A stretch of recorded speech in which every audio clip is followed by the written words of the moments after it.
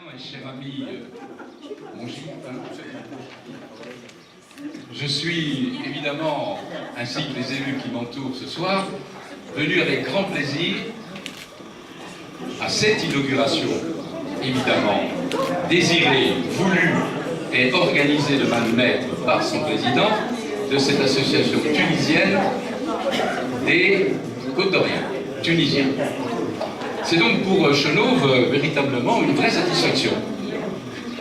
Cette association a vu le jour, évidemment, récemment, 2011. Mais elle a déjà toute sa place dans la vie municipale.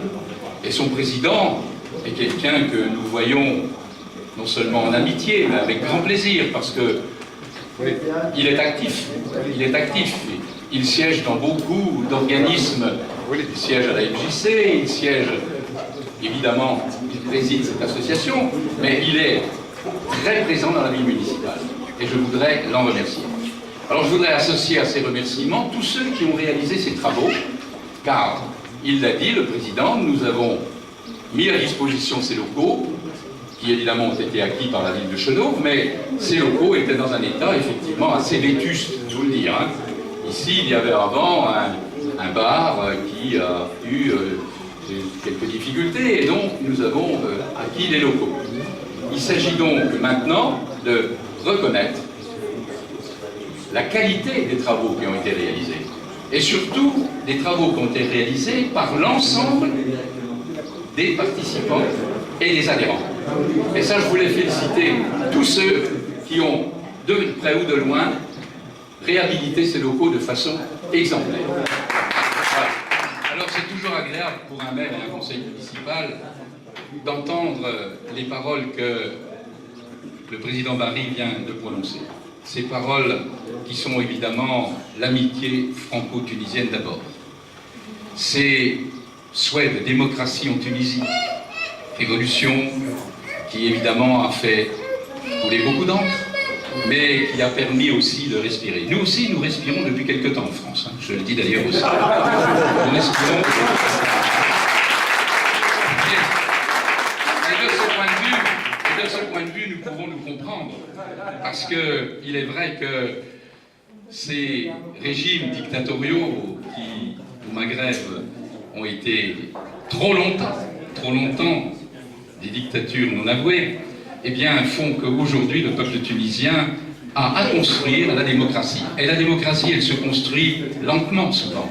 Ce sont des années et des années qui sont nécessaires. La Révolution française, qui a plus maintenant de 2 siècles, continue d'être un ferment d'évolution des droits des peuples. C'est donc aussi pour cela que je voudrais féliciter les Tunisiens de Côte d'Or d'avoir effectivement non seulement mis en valeur cette révolution tunisienne, mais ils en ont profité pour créer des liens particuliers avec cette association. C'est donc pour nous, la ville de Chenôve, dans ce thème de vivre ensemble que nous avons porté, et qui est porté, comme l'a dit Claude Darciot, évidemment tout à l'heure, par beaucoup de maires, mais je crois qu'à Chenôve, nous y avons apporté du concret. Et ça, c'est très important. Hein.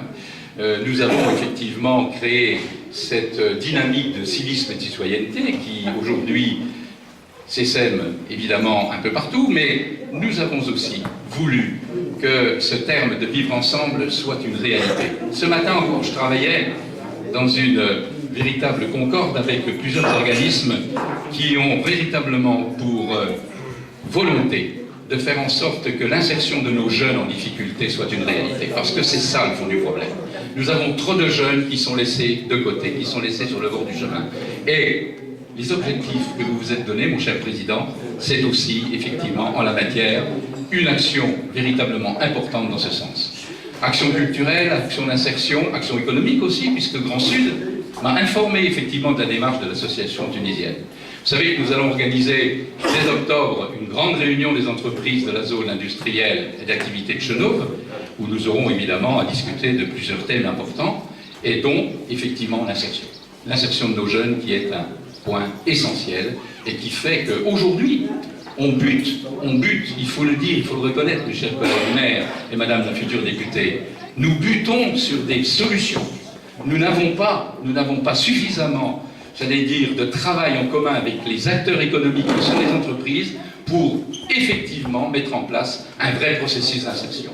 Et tant que le monde économique ne se mettra pas à participer activement à cette action d'insertion, eh bien, je dois regretter que l'insertion, évidemment, peut toujours être associative, elle peut toujours avoir des formes diverses, mais la vraie insertion, c'est celle du monde du travail, c'est celle de ceux qui produisent et qui, évidemment, forment des qualifications.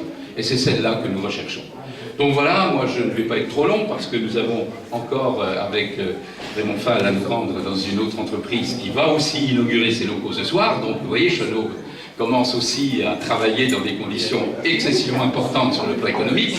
Mais je voudrais remercier bien sûr monsieur le représentant du consul de Lyon, monsieur l'attaché culturel et associatif, qui nous a fait l'honneur d'être parmi nous ce soir. Et évidemment, vous dire combien nous sommes sensibles à votre présence. Car il est sûr que nous engageons avec le Maroc également un travail très important et nous avons effectivement envie de faire que de l'autre côté de la Méditerranée, eh bien, nous puissions aussi mieux nous comprendre avec les peuples qui y vivent. Alors voilà, je voudrais évidemment saluer également Khairab Bouziane qui porte les couleurs, du progrès, du changement, qu'elle va évidemment mettre en place à l'Assemblée nationale, parce qu'elle sera élue dimanche sans aucun doute. Et puis évidemment saluer également quelqu'un qui, évidemment, avec lequel on a quand même milité, on a quand même travaillé pendant des années, c'est Claude Darciot, qui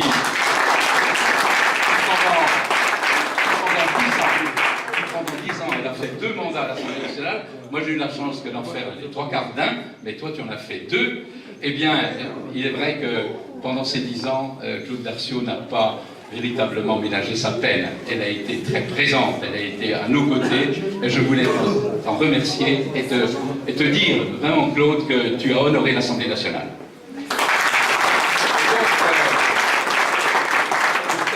Pour terminer, parce que, évidemment, c'est toujours un moment d'émotion, comme l'a dit le président Varie, mais il y a véritablement cette volonté de se rapprocher, nos communautés, qu'elles soient tunisiennes, qu'elles soient marocaines, qu'elles soient turques, doivent faire partie du Chenot unique et indivisible.